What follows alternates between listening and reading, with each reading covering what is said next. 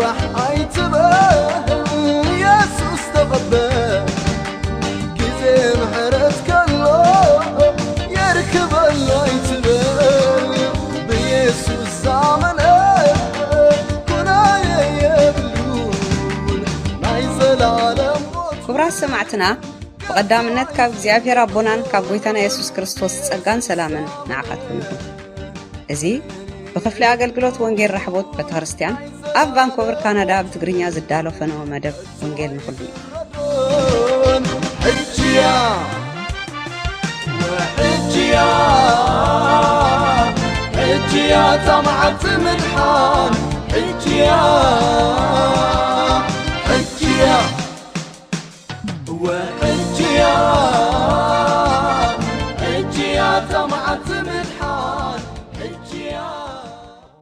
كبرات تخاتاتلتي زمادة بزي برحبوت بيت كريستيان إرترا فانكوفر وترو زقرب مدبي زابير أملاخ ستمسكن يخون بزمادة بزي كل جزء وانجيل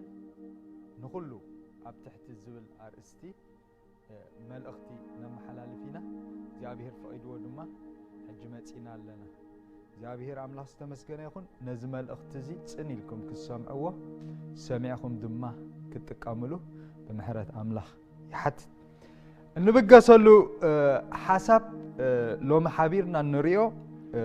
أرستو صنف لغة حقنة وانجيل ويكا علم لغة حقنة وانجيل زبلي ما بقاسي كفلة صحف كاب رأي يوحنس معرف حمشة كنوسدينا كم زبل حسب الله كان بوباي أبي مانتي أبزفان تقميت أزولو دما بوشتون بوصاين تصحيفو بشوعات محتم التحتم مصحف رئيهم حدا برتوع ملأخ دما نزي مصحف ازي كغنصلو نمحتمون كفتحو زبق من الله إلو برتوع دمصي كچرح كله رئيهم نت مصحف تخغنصلو ويس كريو أب سماي ويس أب مدري ويس أب تحت مدري نحادو كوا أي تخالون أنا دما نتمصحف زغنصلو ويس زريو بو حدا كوا سلا زي ترخبه ببزح بخخو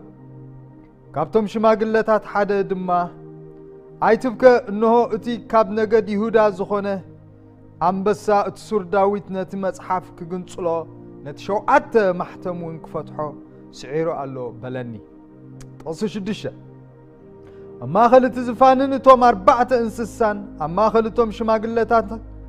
تحاردو خمز نبر زمسل جنشل دو يلو رئيخو نسو شوعات قرنن شوعات عينن اللو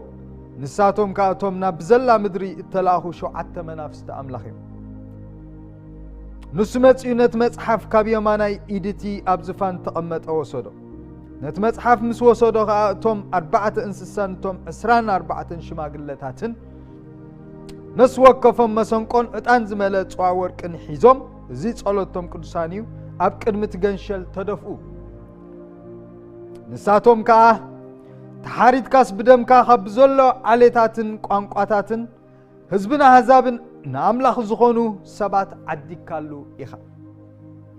ناملاخنا زخونو منغستن كهناتن غبيركايوم امدر دما خنوكسيوم امو نسخانت مصحف كتوسدو نت محتمون كتفتحو بوعي خنا بلو حدش مزمور زمور يبلنا جابير املاخ استمسغن يخون ابزي كفل صحف زي معرف حموشت ناي راي يوحنس اتا حسب كم نريو كم زدنببنايو بزعبا ثلاثه نغريو دزارب اب ثلاثه كن مقلو نخلينا حدا تغنصيلو زي فلط بمحتم التحاتم مصحف بزعبا ز مصحف زي زارب قلاي دما اما اخل اتزفان تحريدو كم زنبره زمسل جنشل ريهو እንዳበለ ድማ بزعبا يسوع كريستوس يزارب اتسالساي تزاربو لحسابك بزعباتهم ملائختي باربعه انسسات تمثيلهم زلو 24 شماغلتات تمثيلهم زلو وردلنا انتنبيبنايون اشح غزي اشح الاف غزي الاف እንዳበለ ቁጥሪ መላእኽቲ ኣብኡ ክጠቅስ ከሎ ንርኢ እግዚአብሔር ኣምላኽ ዝተመስገነ ይኹን ኣብዛ ሓሳብ እዚ ክሪኦ ደልየ ዘለኹ ቀንዲ ሓሳብ ወይ ቀንዲ መልእኽቲ እቲ ኣብ ምዕራፍ 9 ዘሎ ሓሳብ እኳ እንተኾነ ግናኸ ካብቲ ምዕራፍ ገለ ጽሙቕ ዝበለ ሓሳብ ክንርኢ እንተደኣ ኮይኑ መጀመርታ ኣብ ጥቕሲ 2 ሓደ ብርቱዕ መልኣኽ ብዛዕባ እዚ ዘይተፈትሐ ብማሕተም ከኣተሓትመ መጽሓፍ ክፈትሖ ስለ ዘይተኸኣለ ማንም ስለ ዘይተኸኣሎ ኣብ ሰማይ ኣብ ምድሪ ኣብ ትሕቲ ምድሪ ኣብ ሰለስቲኡ ዓለም ማለት እዩ ካብ ዓለም ትሕቲ ምድሪ ካብ ዓለም ምድሪ ካብ ዓለም ሰማይሲ ዝኾነ ይኹን ነዚ ማሕተም እዚ ክፈትሖ ነቲ መጽሓፉን ክገንጽሎ ብቑዕ ኮይኑ ዝተረኽበ ስለ ዘይነበረ ብብርቱዕ ድምፂ ክጭድር ከሎ ንርኢ ብርቱዕ መልኣኽ ኢልዎ ኣሎ መላእኽቲ ብብርትዐ ይፈላለዮም ሓደ ብርቱዕ መልኣኽ እቲ ብርቱዕ መልኣኽ ግና ንባዕሉ ክፈትሖ ኣይከኣለን ክፈትሖ ዝኽእል ኣካል እውን ኣይተረኽበን እንዳበለ ብርቱዕ ድምፂ ክጭድር ከሎ ንርኢ ማለት እዩ እቲ መልኣኽ ጥራይ ግና ኣይኮነን ጨዲሩ ዮሐንስ እቲ ባርያ ክርስቶስ እውን ንባዕሉ ነዚ ክግንጽሎ ንማሕተሙን ክፈትሖ ብቑዕ ስለ ዘይተረኽበ ብዙሕ በኺኹ ኢሉ እግዚአብሔር ኣምላኽ ዝተመስገነ ይኹን ሓደ ዘገርም መልሲ ግን ሽዑ ተረኺቡ ኣብ ጥቕሲ 5 ካብቶም ሽማግለታት ሓደ ኣይትብከ ክብርና ኣምላኽ ይኹን ኣይትብከ ኢልዎ ኣይትብከ እንሆ እቲ ካብ ነገድ ይሁዳ ዝኾነ ኣንበሳ ክርስቶስ ኢየሱስ ኣብዚ በንበሳ ተመሲሉ ኣሎ እቲ ካብ ነገድ ይሁዳ ዝኾነ ኣንበሳ እቲ ሱር ዳዊት ኦፍስፕሪንግ ኦፍ ዴቪድ ካብ ዳዊት ዝወፀ ሱር ዳዊት ነቲ መጽሓፍ ክግንጽሎን ነቲ 7 ማሕተሙን ክፈትሖን ስዒሩ ኣሎ እግዚአብሔር ኣምላኽ ዝተመስገነ ይኹን እቲ ዘገርም ብስራት እዚ እቲ ዘደንቕ ብስራት እዚ ስዒሩ ኣሎ ንሰይጣን ስዒሩ እዩ ንሓጢአት ስዒሩ እዩ ንሞት ስዒሩ እዩ ነዚ መጽሓፍ እዚ ክግንጽሎ ንማሕተሙን ክፈትሖ ስዒሩ ኣሎ እግዚአብሔር ኣምላኽ ዝተመስገነ ይኹን ኢየሱስ ክርስቶስ ነዚ ነገራት እዚ ስዒሩ ነቲ ኣብ ኢድ ኣምላኽ ኣብ የማን ኣምላኽ ዝነበረ መጽሓፍ ማንም ክሪኦ ማንም ክግንጽሎ ዘይተኻሎ መጽሓፍ ካብ ኢድ እቲ ኣብ ዝፋን ተቐሚጡ ዝነበረ ኮስዶ ከሎ ግን ንርኢ እግዚአብሔር ኣምላኽ ዝተመስገነ ይኹን ስለዚ እቲ ኣብዚ ምዕራፍ እዚ እንረኽቦ ሓቂ እንታይ እዩ እቲ central personage እቲ ኣውራ attention ዮሐንስ ኮነ ነቶም መላእኽቲ ንኹሉ ስሒቡ ዝነበረ እቲ ኣብ ማእኸል ከም ዝተሓርደገ ሸል መሲሉ ተቐሚጡ ዝነበረ እግዚአብሔር ኣምላኽ ዝተመስገነ ስለዚ ኢየሱስ ክርስቶስ ሰንትራሊ ኢየሱስ ክርስቶስ ማእኸል ናይ ኩሉ ነገር እዩ እግዚአብሔር ኣምላኽ ዝተመስገነ ይኹን ወንጌል ድማ እዚ ማለት እዩ ብዛዕባ ኢየሱስን ብዛዕባ ኢየሱስ ኣብ መስቀል ዝፈጸሞ ስራሕን ዘውሪ ካብ ሰማይ ዝመጸ መልእኽቲ እዩ እግዚአብሔር ኣምላኽ ዝተመስገነ ይኹን ስለዚ እዚ ወንጌል እዚ ሕጂ ዝዝረበሉ ዘሎ ኣብዚ ምዕራፍ እዚ ወንጌል እዚ እንታይ እዩ ዘድሕን ኃይለ ኣምላኽ ኮይኑ ግንከ ንመን ዘድሕን ተልና ኣብ ፍቕዲ 9 ሕጂ ናብቲ ዝበልኩኹም ቀንዲ ሓሳበይ ክመጽእ ምክንያቱ ጽንፈለኸ ሓቅነት ናይ ወንጌል ዝብል ኣርእስቲና ሒዝና ዘለና ንመን ዝበጽሕ እንድሕር ኢልና ኣብ ፍቕዲ 9 ንርአዮ ካብኡ ክንጅምር ኢና ንሳቶም ከዓ ተሓሪትካስ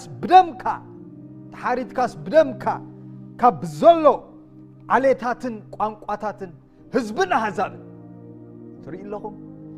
ናብ ዝተፈላለየ ቋንቋታት ዝኣቱ ወንጌል ናብ ዝተፈላለየ ዓሌታት ዝኣቱ ወንጌል ናብ ዝተፈላለየ ህዝቢ ዝኣቱ ወንጌል ናብ ዝተፈላለየ ኣሕዛብ ዝኣቱ ወንጌል እግዚአብሔር ኣምላኽ ዝተመስገነ ይኹን ንምንታይ ዝኣቱ ዘሎ ንምንታይ ናብዚኦም ቋንቋታት ዝኣቱ ዘሎ ወንጌል ንምንታይ ናብዞም ዓሌታት እዚኣቶም ዝኣቱ ዘሎ ወንጌል ንምንታይ ናብዞም ህዝብን ኣሕዛብን ዝኣቱ ዘሎ ወንጌል ምክንያቱ ክብርና ኣምላኽ ይኹን እዞም ህዝብታት እዚኣቶም እዚ ህዝቢ ተባሂሉ ዘሎ ኣብኡ ሓደ ናቶም ዝኾነ ባህልን ስርዓትን ሃይማኖትን ኣለዎ እግዚአብሔር ኣምላኽ ዝተመስገነ ይኹን زملخوهم أمالختي ألو زيابير أملاخ ستمسكن يخون جناخ إذا خلو نساتهم دسعبوه أمنت إذا خلو نساتهم دسعبوه هايمانوت إذا خلو نساتهم دسعبوه سرعة بهلن ملك عملوه زلوا قم نجر جنا زي بلو حصوت كوين سلز ترخبه زوم سبات زياتهم زوم قنقاتات زياتهم زوم عليتات زياتهم كابو هو تهدلي زوت له حدا من قد ما وانجلي زيابير أملاخ ستمسكنه زوت له حدا من قد وانجلي اتزملخ وزلو زعمنو وزلو امنت حقن يرون تتخون وانجل نابزياتهم ممصا اي مدليون نيو زيابير أملاخ ستمسكنه جناخ اتزلو هايمانوت اتسعبو وزلو امنت حصوت سلازخونه حساو خوين سلاز ترخبه حقنيا من اختخاب سماي كمص نيرو زيابير أملاخ ستمسكنه زمل اختزي طعم من اختزخا وانجل يبحال كبرنا أملاخ سلازي لومي أب عالم زتفلالي قانقواتات ززارو عليتات አለው ህዝብ ለው አህዛብ አለው ነናቶም ዝኾነ እምነት አለው ነናቶም ዝኾነ ዝስዕቦ ሃይማኖት አለው ግናኸ ኣብ ልዕሊ ሁሉ እዚ ዝገዝአመኒ ወንጌል እግዚአብሔር አምላክ ዝተመስገነ ይሁን ልዕሊ ዝወፀመኒ ወንጌል እግዚአብሔር አምላክ ዝተመስገነ ነዚ ወንጌል ነቶም ዝአምኑ ኃይል አምላክ ንምድሓኒ ነቶም ዝጠፉ ግና እሽነት ይዝተባሃለ እግዚአብሔር አምላክ ዝተመስገነ ይሁን ስለዚህ حوي حفتي تزاربو قانقا بزي يقدس عليت كا بزي يقدس ابتا عليت كوين كا تسعبو زلخا هايمانوت بزي يقدس امنت كا بزي يقدس نوانجل زي تقص انت دا خوينو بوانجل اندحر دا زي تسعر خوينو لومي كسعر يقبعو لومي نسخاون كاب تزلخا يو نقر وطيخا نوانجل كتأمن ناي بحق خن وانجل دي خا تسعب دلخا اتوانجل ززاربون زبلون دي خا تسعب زلخا ويس كالع نجر سلازي بزي نت امنت كان نت هايمانوت كان كتفتش ازمل اخت زلومي ناب زانكا يمصال وانجل الى الله بزعبا يسوسن بزعبات يسوس ام مسقل زغبرو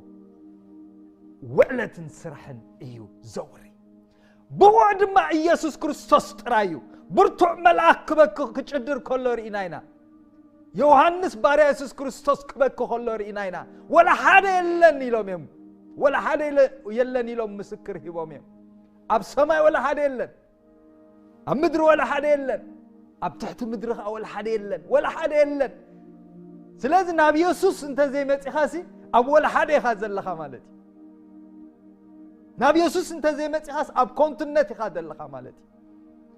نبي يسوع أنت زي ما تخاس زر حاول كدق السماء يلن مالتي زابير أملاك استمسجن يكون إزجنا تحريدو زمسل زنا برجن شلجنا زابير أملاك استمسجن يكون نتي محتم كفتحه نتي مصحف كجنصله بقع خوينو ترخيب الله يبلنا سلازي كريستوس يسوع اتنكو كاب سماي زمت ملختي كريستوس يسوع انكو مدحن عالمي اب تحت سماي سي ها بوكن ندحنا له ان كال اسم نسباي توابن انكو سم يسوع كريستوس انكو يسوع كريستوس دسرح السرحي ناب املاك كقربو زخل نسب ناب املاك كاتو زخل نسب منغستن كهناتن غبر كايو ميلو منغستن كهناتن نا اغزيابير كتكون تدلي ديخا حوي حفتي كتكون تدلي ديخا كتكون تدلي ديخا اتمقدمني كريستوسي طريت املاك كتكون تدلي ديخا بتستحرد جنشلن بدومون تغزيخا تعديكا طريت املاك كتكون تدلي ديخا ناي املاك نبرت كتكون تدلي ديخا ناي املاك طريت كتكون تدلي ديخا اتونكو من قدي كريستوسي اتونكو من قدي وانجيل زابير أملاك استمسكن يخون حدا نجار كتحوز لي جندل يدلخ قانقواتات عليت حزبنا هزابن ناملاك زخون سبات عدي كالو يخا ناملاك زخون سب كتكون تدل ديخا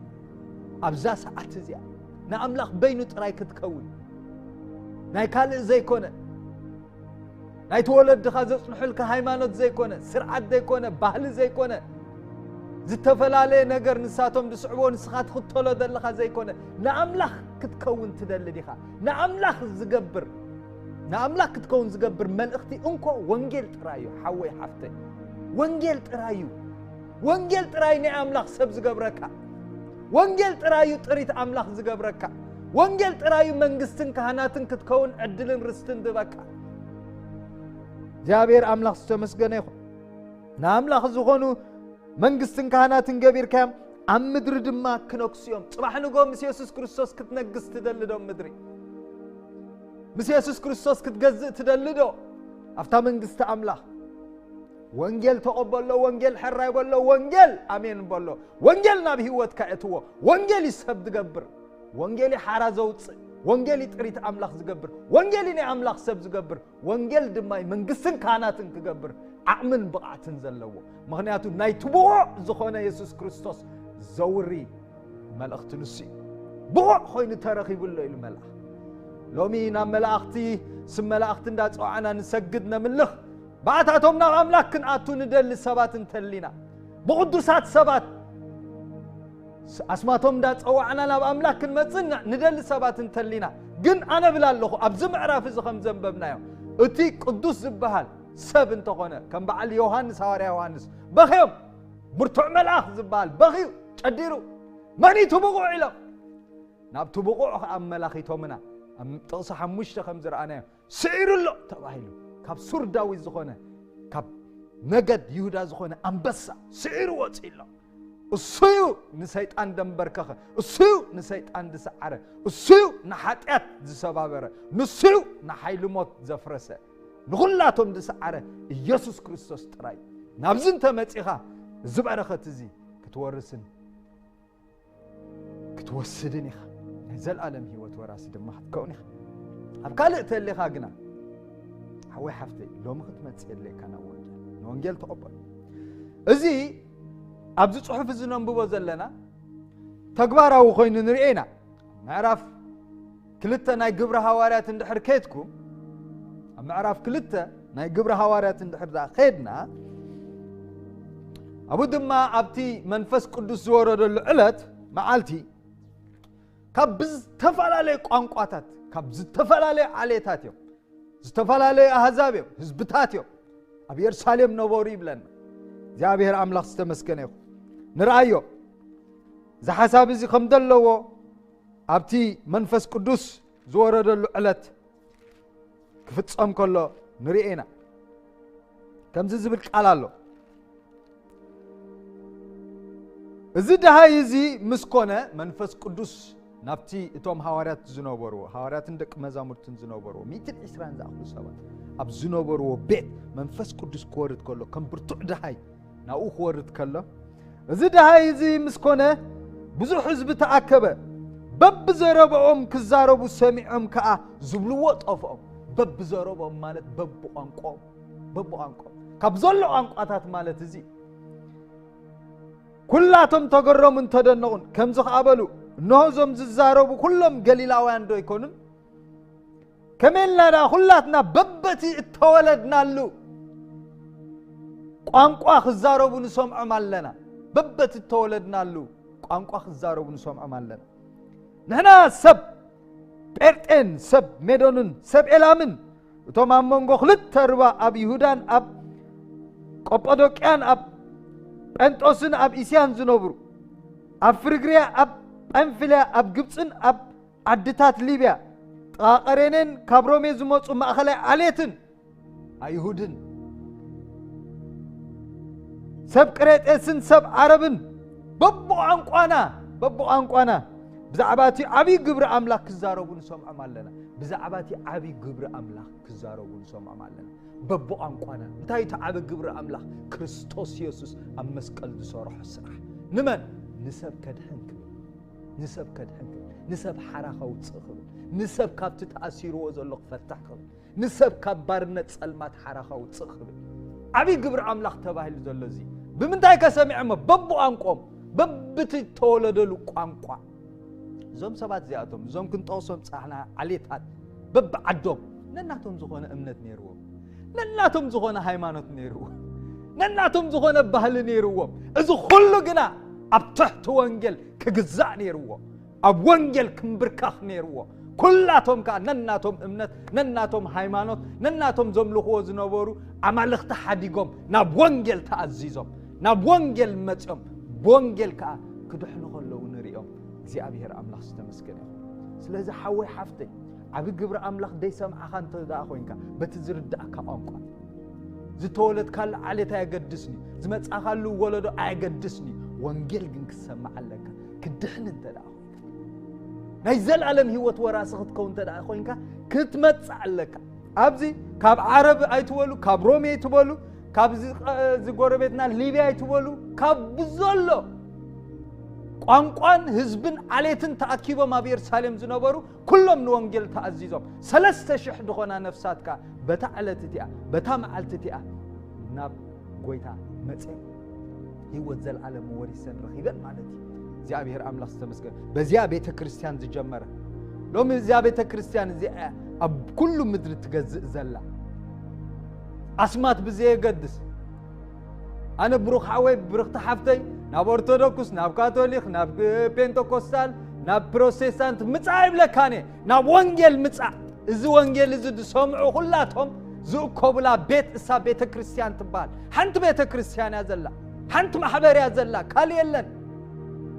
እዚ ወንጌል እዚ እንድሕር ሰምዒኻ ኣብ ኣለኻ እዚ ወንጌል እዚ እንድሕር ተኣዚዝካ ኣብ ኣለኻ ኣብ ኣላይኻ እትውኢኻ ናይ ዘለዓለም ህይወት ወራሲኻ ኣብ መጽሓፍ መዝገብ ህይወት ተጻሒፍካ ኢኻ ተወዲኣ ዋላ ሕጂ ብስጋን ተሞትካ ድሓራይ ብትንሳኤ ሙታን ግና ክትስኢኻ ናብ ክብሪ ክትስኢኻ ናብ ህይወት ክትስኢኻ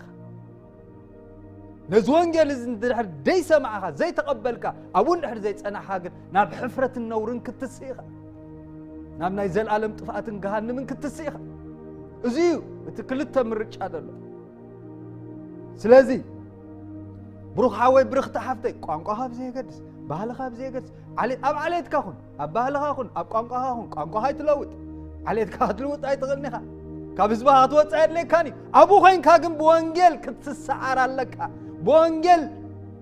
ክድሕን ኣለካ ወንጌል ሕራይ ክትብሎ ኣለካ ወንጌል ክትእዘዞ ኣለካ ወንጌል ድማ ነጊረ ኣለኹ ብዛዕባ ኢየሱስ ክርስቶስን ብዛዕባ ኢየሱስ ክርስቶስ ዝፈጸሞ ዓቢ ግብሪ ኣምላኽ ኣብ መስቀልን ስለኺ እዚ ወንጌል እዚ ድምፂ ኣምላኽ ካብ ሰማይ ዝመጽእ እዚ ትስም ካልእ ስም የለን ንድሕነሉ ስም ኢየሱስ ክርስቶስ ጎይታን ኣምላኽን እዩ ነቶም ሐዋርያት ንባዕሉኸን ነቶም ሐዋርያት ኢየሱስ ክርስቶስ ክልእኾም ከሎ እንታይ ዲ ዝበሎም ግዲ ኣብ ማቴዎስ ክንሪኦ ከለና ከምዚ ኮይልዎም ብሩኻት ኣሕዋተይ ኣብ ማቴዎስ ንርአዮ 28 ማቴዎስ 28 ካብ 18 ጀምሮ ኢየሱስ ቀሪቡ ከዓ ተዛረቦም ኣብ ሰማይን ኣብ ምድርን ኩሉ ስልጣን ተውሂብኒ ኣሎ አንተ ወይት መልአኽ እንታይ ኢሉ ኣብ ትራ ዮሐንስ ከነንብቦ ከለና ኣብ ሰማይ ኮነ ኣብ ምድሪ ኣብ ትሕቲ ምድሪ እዚ መጽሓፍ እዚ ክግንጽሎ ንማሕተም ክፈቶ ብቑዕ ኮይኑ ዝተረኽበ የለን ኢሉ ኢየሱስ ክርስቶስ ግን ኣብዚ እንታይ ይብላ ኣሎ ኣብ ሰማይ ኣብ ምድሪ ኩሉ ስልጣን ተውሂብኒ ኣሎ ስለዚ ኺዱ ንኹሎም ኣሕዛብ ብስም ኣቦን ወድን መንፈስ ቅዱስን እናጥመኩም ዝኣዘዝኩኹም ኩሉ ክሕልው ከዓ እናምሃርኩም ደቂ መዛሙርቲ ክበርዎ ናብ ኩሎም ኣሕዛብ እዩ ዝብሎ ናብ ኩሎም ኣሕዛብ ጽንፈለኸ ሓቅነት ናይ ወንጌል ኣብዚ ይረአየካ ጽንፈለኸ ዓለም ለኸ ሓቅነት ናይ ወንጌል ኩሉ ዓለም በዚ ወንጌል እዚ ክትግዛእ ኣለዋ ኩሉ ዓለም ናብዚ ወንጌል እዚ ክትመጽእ ኣለዋ ኩሉ ዓለም ነዚ ወንጌል እዚ ክትእዘዝ ከም ዘለዋ ይዛረብ ዘሎ እሞሎሚ ኣብቲ ወለድኻ ኣብቲ ዓሌትካ ኣብቲ ህዝብኻ ዘጽንሓልካ ሃይማኖት ጥራይ ኮይንካሲ ክድሕን ኢልካ ተስፋ ዶ ይግበር እዩ ኣይግበርን እዩ ወንጌል ጥራዩ ዘድሕን ወንጌል ጥራይ ዘድሕን ኣብ ወንጌል መጺኻ ዲኻ ይመጻኻ ንርእስኻ ፈትሽ ወንጌል ተኣዚዝካ ዲኻ ኣይተኣዘዝካ ንርእስኻ ፈትሽ ወንጌል ንኹሉ ዝኣምን ዘበለ ዘድሕን ሓይለ ኣምላኽ ክድሕን ተዳእ ደሊኻ ናብ ወንጌል ምጽእ ወንጌል ከዓ ዝተሓዋወሰ ነገር የብሉን ኢየሱስ ክርስቶስ ትሰግድ ኢየሱስ ክርስቶስ ተምልኽ بزخا أن ملاخت تملق تسجد بزخا أن قدسان سبات تسوع تملق تسجد إزي كان وانجل نابت أماخل أبرا يوحنس كم زنببنا أماخل زنبره تحريدوز كم زمسل زنبره جنشل نبي يسوع كريستوس أماخل ما خلا ملقتنا وانجل يسوع كريستوس تراي توري يسوع كريستوس تراي تسع يسوع كريستوس تراي كا ملاخن جزاءن قويتنا هيوت كاتكبر بوخ أتدح زيت وانجل እግዚአብሔር አምላክ ተመስገነ ይሁን ስለዚህ ወንጌል ኣብ ኩሉ ዓለም ዝገዝ ኃይለ አምላክ ወንጌል ንዓለም ኩሉ ዝተዋሃበ ብሉጽ መልእኽቲ አምላክ ጥዑም ብስራት ናብ ዝምጻ እንተዘይ ኮይኑሲ ከመይዳ ምተጻሐፈ ካብ ዘሎ ቋንቋታት ካብ ዘሎ ዓሌታት ካብ ዘሎ ህዝቢ ካብ ዘሎ አሕዛብ ንኣምላኽ ዝኾኑ ጥሪት አምላኽ ዝኾኑ ሰባት ዓዲ ካለኻ ክትዕደግ የድለካይ ማለት ክትዕደግ ዘድለካ ዘሎ ድማ እቲ ዘለኻዮ አምላኽ ስለ ዘይቅበሎ መንግስትን ካህናትን ክትከውን የድለካ ኣሎ መንግስትን ካህናትን ስለ ዘይኮንካይ ኣብቲ ዘለኻይ ሃይማኖትን ኣብቲ ዘለኻይ እምነትን ኣብቲ ዘለኻይ ዓሌት ኮይንካ እትስዕቦንቶም ለኾን ዘለኻ ስርዓትን ባህልን እሱ ስለ መንግስትን ካህናትን ዘይገበረካይ በወንጌል መንግስትን ካህናትን ክትከውን ትጽዋዕ ዘለኻ ስለዚህ ኩሉ ዓለም ዘሎ ሃይማኖታት مفتاح يدليو مسعر يدليو مبصح يدليو نزي زغبركا وانجيل ازي تصوعت ليخا كتفتح يدليكال تصوعت ليخا حرخت وص يدليكال كابت زلخا تصوعت ليخا بوانجيل كتناغف يدليكال ማለት ስለዚህ አምንጋፍ ዘድልዮ مفتاح ዘድልዮ ሙጽ حرነት ዘድልዮ ነገር ይኸ አንክሊል ትብል ዘለኻ ማለት ሎሚ ግን بزي ملأخت زي بزنا وانجيل ملأخت زي الحر لبخا ترتيع حراي انت دايلك كافت حسور زيت اكل كنت زخونه السخا حقيل كاتسعبو زلخا ነገር ክትወጽእ ትኽእል ናብ ወንጌል መጽሐኻ ጥሪት አምላክ ክትኮን ትኽእል አይዘል አለ መንግስት ክትወርስ ትኽእል እግዚአብሔር ይባርኩም ነዛ ሐጻር መልእኽተይ ጽኒልኩም ስለሰማዓኹምኒ አምላክ ይባርኩም ጸጋ ይብዛሕልኩም ተባረኩ ኣብ ዝተፈላለየ ክፍለ ዓለም ብምዃን ነዚ መደብና ትከታተሉ ዘለኹም ተኸታተልትና በዚ ሎሚ ዝተዋህበ መልእኽቲ ንክርስቶስ ኢየሱስ ከም ጎይታኹምን ናይ ብሕቲ መድሓኒኹምን ክትቅበሉ ፈቃደኛታት ዝኾንኩም ኣብ ዘለኹም ቦታ ብምዃን ምሳና ከምዚ ብምባል ሓቢርኩም ክትጽልዩ ትኽእሉ ሓቢርና ንጸሊ ሰማይን ምድርን ኣብኡ ዘሎ ኩሉ ዝፈጠርካ ኣምላኽ ስለዚ ዕድል እዚ أزيه مسكنك حتياتين مخاني دم يمن حتياتين بدلين يغرب من بعد تقبلني أزل كريستوس يسوس عبد نقل مريم كمستولده من تحتياتي كم زموته تتصدق يدما أبصر سيت معلتي كموتات كمستنسى نفس ماي كم زعرجن لحد ما فرد كم زمسن أأمن الله كم قويتين مدحانيين دما يقبلوا عنه سلز تقبل كان دما أمسن عنه آمين سلامك التالكم እግዚአብሔር ይባርክኩም برقص እዝኽ ወሃብ ዝጸንሐ ቃል ልብኹም ተረቲዑ ንጎይታ ኢየሱስ ክትስዕቡ ዝወሰንኩም ተወሳኺ መብርሂ ምእንቲ ክትረኽቡ በዚ ኣብ ስክሪን ተጻሒፉ ዘሎ ቁጽሪ ቴሌፎን ደው ኢልኩም ክትረኽቡና ትኽእሉ ኢኹም ኣብ ዝመጽእ መደብና ክሳዕ ንራኸብ أملاخ سكولاتنا يكون آمين